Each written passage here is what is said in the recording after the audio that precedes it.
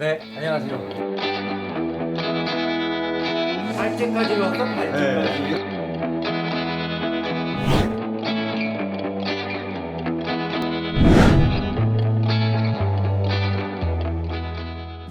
보니까 우리 현 선생님이 하고 싶은 말씀이 많으실 것 같은데 아까부터 기회를 달래. 기회를. 아니 뭐 말할 기회를 안 줘. 이분들이. 제일 젊은 사람이 말이야. 제가 더 젊어요. 아, 좀 그러세요?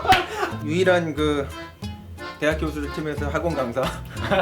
무슨 자, 우리 그럼 네. 학원 강사 선생님. 예, 예. 소셜 디자이너야. 프라이빗 스쿨을 다니고 있습니다. 지금. 아, 제가 저기 또 이렇게 선생님들이 앞에서 이렇게 하신 말씀을 또 이렇게 약간 이어서 좀 할 수 있는 얘기가 좀 있을 것 같아요. 저는 뭐 길게 드릴 말씀 없는데, 저는 이게 지금 그 탈 학교 교수다가 보니까 사실 인문학의 위기를 많이 얘기하시는데, 사실 그 전에도 그랬는데 인문학의 위기가 저한테 별로 이렇게 중요하게 다가오지 않아요, 사실은. 그러니까 저한테 중요한 거는 좀 사회의 위기가 훨씬 중요하게 많이 느껴져요. 그러니까 그 김시천 선생님께서 제가 그냥 듣는 방식으로 보면은 지금 이 현장에서 이 삶 안에서의 우리의 생각과 어떤 해석이 뭐냐, 이게 굉장히 중요하다고 생각하신다고 저는 그렇게 이해를 하거든요. 그러니까 그 우리 뭐 인문학이 뭐 열풍이고 뭐 강의도 많이 생기고 뭐 대학에 또 인문학 제도라고 하는 게 오랫동안 있었음에도 불구하고 제가 이 사회를 보면서 가지고 있는 상당히 의아함은, 아까 굉장히 세계적으로 많이 올라간 이상에 대해서 말씀을 하셨긴 했지만 그걸 인정하면서도 또 다른 한편으로는 이렇게 뭐가 물질적으로 성장을 하고 뭐 인문학이라는 게 이렇게 많이 이렇게 또 시민들이 이렇게 공부하겠다고 당분 이래로 이렇게 나섰던 적이 없었는데 많이 뭐 이렇게 했음에도 불구하고 지금 우리 사회가 에서 벌어지고 있는 엄청난 이 사회적인 갈등, 서로의 그 관점들 사이에서 전혀 소통을 하지 않고 소통이 되지 않고 어떻게 보면 대화할 생각도 없는, 못 배운 사람들이냐, 배운 사람들끼리 뭐하지? 대화를 안 해. 제가 얼마 전에 그 그리스 비극 강의를 좀 하고 올해 그런 강의를 좀 하려고 하는데, 그 비극에서 보면 드라마에서 그 대사들을 얘기할 때 그 아주 논쟁적인 대사를 얘기할 때 안틸로기아라는 말을 하거든요. 그 안틸로기아라고 하는 거는 이제 안티고네 같은 작품을 보면 왕하고 개인으로서의 그 왕 크레온이라는 사람하고 개인으로서의 그 안티고네라는 사람, 여자가 둘이서 막 논쟁을 하는데 그 논쟁을 통해서 그 그리스 사회에서 그게 좀 시민교육의 장이기도 했는데 보여줬던 건 뭐냐면 그 두 얘기가 다 들어보니까 옳은 것 같다.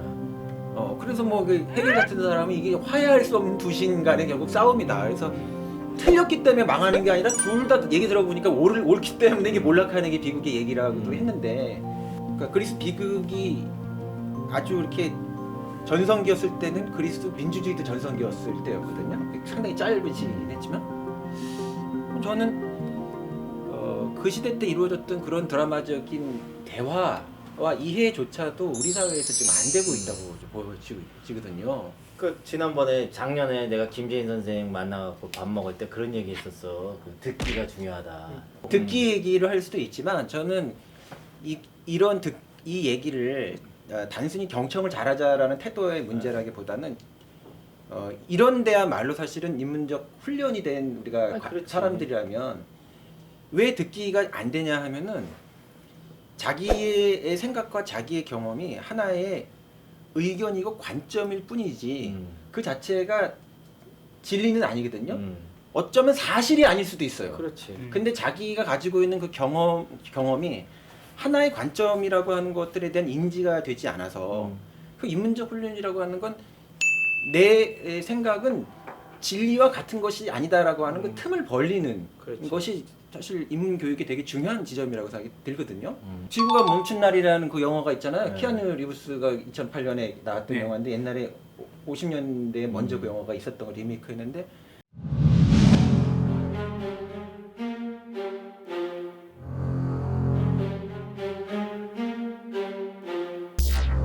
미국의 국방장관이 와서 외계인한테 물어봐요.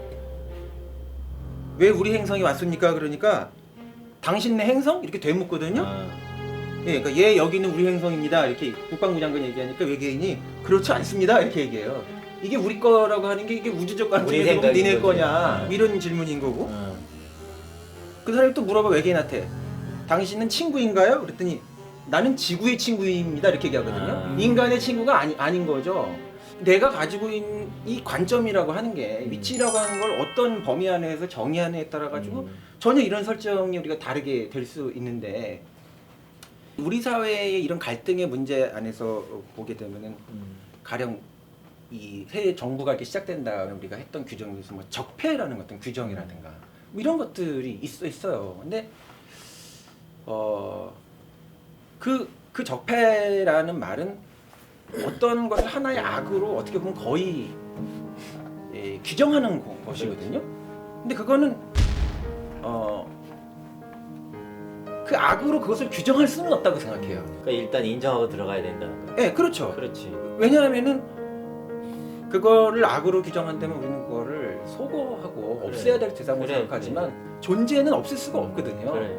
다만 우리가 가지고 있는 어떤 시대의 위상이라든가 우리의 어떤 훈련의 과정이라든가 아니면 가지고 있는 어떤 지성의 어떤 지점을 통해서 어떤 것이 좀 문제가 있다고 생각이 되면 그 문제와 우리가 어떻게 관계하고 문제를 어떻게 상대화하고 관리할 것인가라고 하는 관점으로 그걸 접근하는 것하고 이것이 악이기 때문에 이것을 완전히 소거해야 된다라고 하는 관점으로 접근하는 것은 굉장히 전 다른 관점이라고 생각해요. 그래서 이 인문이라는 거, 인문적 관점이나 태도라고 하는 게 우리가 가지고 있는 생각은 하나의 그냥 관점이지 그렇지. 이것이 그냥 팩트가 아닐 수도 있고 팩트라고 우리가 생각하는 어떤 식의 인지의 방식일 수 있거든요. 그래서 이 둘 사이의 생각과 이게 진짜 어떤 사실이라든가 진리가 아니라고 하는 것에 거리를 두게 만드는 그런 식의 훈련과 태도를 하는 것이 우리 시대의 좀 인문학이라고 할까요? 인문학이라고 하는 뭐 제도가 만약에 있다고 한다면 그걸 통해서 우리가 새로 시작할 때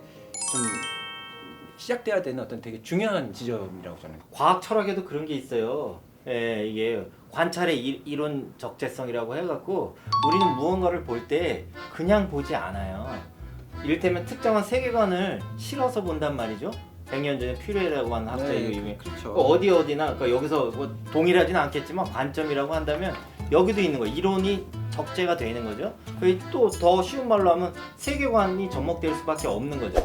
그러니까 여기서 우리가 흔히 얘기하는 비평, 비난, 뭐 사실과 의견 이런 것들이 다를 수 있고 또 앞서도 유사한 뭐 얘기를 했었는데 여기에도 관점이 있다는 거예요.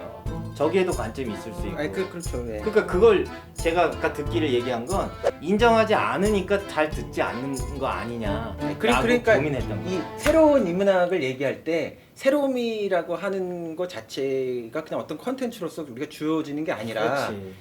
내가 가지고 있는 것 자체가 어떤 진리 자체는 아니다라고 하는 그 어떤 인식, 그 간극에 대한 인식이 있을 때 다른 우리가 스펙트럼을 가질 여지가 거기서 생겨나고 그게 다른 스펙트럼을 갖게 될 때 그게 어떻게 새로움이라고 하는 것은 그로부터 창출이 되는 거지. 그 지점이 네, 이제 네. 우리가 계속 아마 좀 이렇게 충돌하면서 서로 논쟁도 하고 네. 그럴 재밌는 지점일 것 같아요. 근데 저는 궁금한 게 지금 새로운 인문학 관련된 얘기하면서 지구가 멈춘 날 얘기하셨잖아요. 우주인이 봤을 때 인간은 또 지구의 주인이 아닐 수도 있다.